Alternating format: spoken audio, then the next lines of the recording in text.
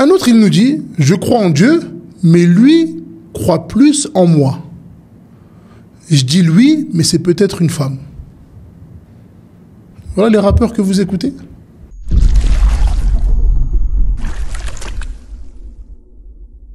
Bismillah, walhamdulillah, wassalatu wassalam ala man la nabiyya ba'da. Wa ala alihi wa ashabihi wa man ittaba'ahum bi ihsani ila yawmiddin amma ba'd. Beaucoup d'entre nous veulent se diriger vers la religion, veulent revenir vers leur Créateur, et sur le chemin, ils trouvent des difficultés. Ils trouvent des choses qui les empêchent de se diriger vers leur Seigneur. Et parmi les plus grands déchets, et parmi les choses qui empêchent le croyant de se diriger vers son Créateur, il y a bien évidemment les péchés. Et parmi les plus moches des péchés à notre époque, on a ce qu'on appelle la musique. Ibn al-Qayyim, rahimahullah, nous dit à ce sujet, il y a deux amours qui ne peuvent pas cohabiter dans le même cœur. L'amour du Coran et l'amour de la musique. L'un chassera l'autre automatiquement. Et il faut savoir que le péché et l'adoration ne peuvent pas perdurer au sein d'un même cœur. De la même manière que l'eau et l'huile. Si nous ne faisons pas les efforts nécessaires pour chasser les maladies de notre cœur, à un moment donné, l'un ou l'autre prendra le dessus. Et on demande à Allah Ta'ala de purifier nos cœurs. Et lorsqu'on regarde les paroles de ces chanteurs, les paroles de ces rappeurs que nos jeunes frères écoutent, par Allah, juste méditer sur les paroles de ces personnes devrait suffire aux croyants pour délaisser ces musiques. Ce qui est étonnant, c'est qu'ils délaissent la parole du Créateur pour la parole de la créature. On va lire ensemble quelques exemples des paroles graves prononcées par ces rappeurs. Et il y en a encore beaucoup plus. Mais on va s'arrêter à 2-3 paroles. La première, il y en a un qui dit « Je rêve d'être Adam pour, 3 petits points, yani, avoir un rapport avec Ève au paradis. » Voilà comment est-ce que vos rappeurs, ils parlent yani, du père et de la mère de toute l'humanité. Un autre, il dit « C'est pas la vie qui décide, c'est moi et Dieu. » Est-ce que j'ai besoin de commenter ce genre de paroles?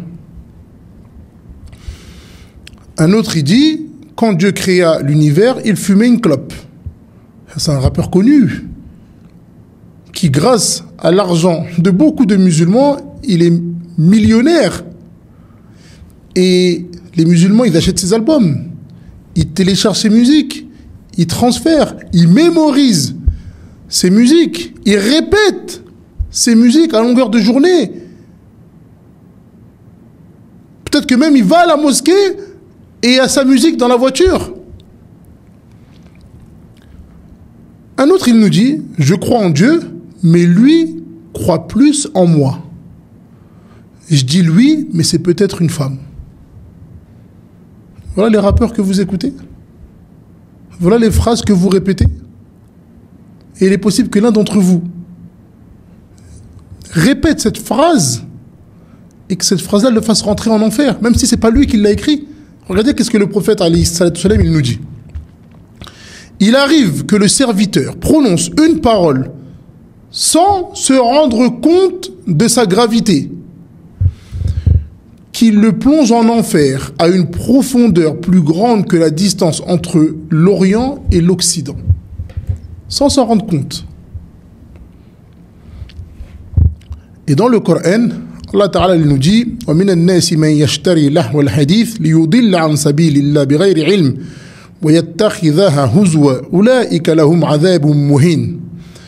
Traduction rapprochée, il nous dit, et parmi les hommes, il est quelqu'un qui, dénué de science, achète de plaisants discours pour égarer hors du chemin d'Allah et pour prendre en raillerie, comme on vient de lire. Ceux-là subiront un châtiment avilissant.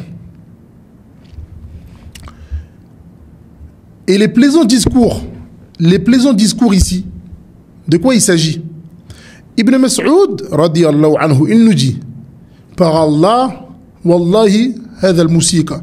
Il nous dit, par Allah, ce qui est visé ici par les plaisants discours, c'est la musique. Et le prophète, alayhi salatu wassalam, il nous dit dans un autre hadith, il y aura dans cette communauté un engloutissement, une transformation, un envoi de pierre contre des gens. Quelqu'un dit, quand est-ce que cela arrivera, ô messager d'Allah? Il dit, lorsqu'apparaîtront les chanteuses et les instruments de musique. Et ce qui est étonnant, c'est que même les djinns, ils s'arrêtent et ils écoutent le Coran. Même les djinns.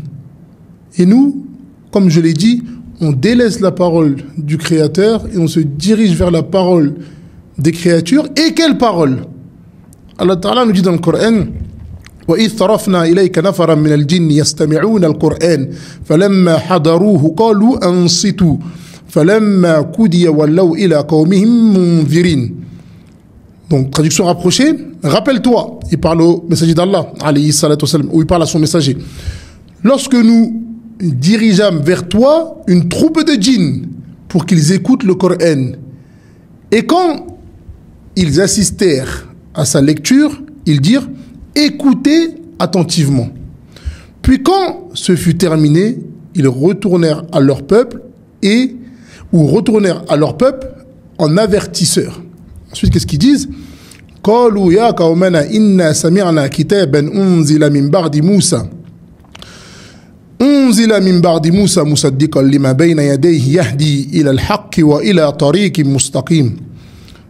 Ensuite, ils dirent, ô notre peuple, nous venons d'entendre un livre qui a été descendu après Moïse, confirmant ce qui l'a précédé. Il guide vers la vérité et vers un chemin droit.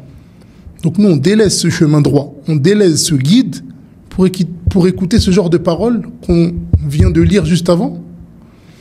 Donc, il faut que chacun d'entre nous se remette en question. Et pose-toi une question. Combien de musique tu mémorises? Combien de musique tu mémorises par cœur? C'est-à-dire que si on lance la musique, tu peux lire du début jusqu'à la fin sans faire de faute. Et combien de versets de Coran tu mémorises? Assieds-toi, pose-toi la question, médite et remets-toi en question. On demande à Allah Ta'ala de nous guider vers le droit chemin et de nous faciliter le retour vers lui. Allahu Ta'ala a'la wa a'lam wa sallallahu ala nabiyyina Muhammad wa ala alihi wa ashabihi ajma'in.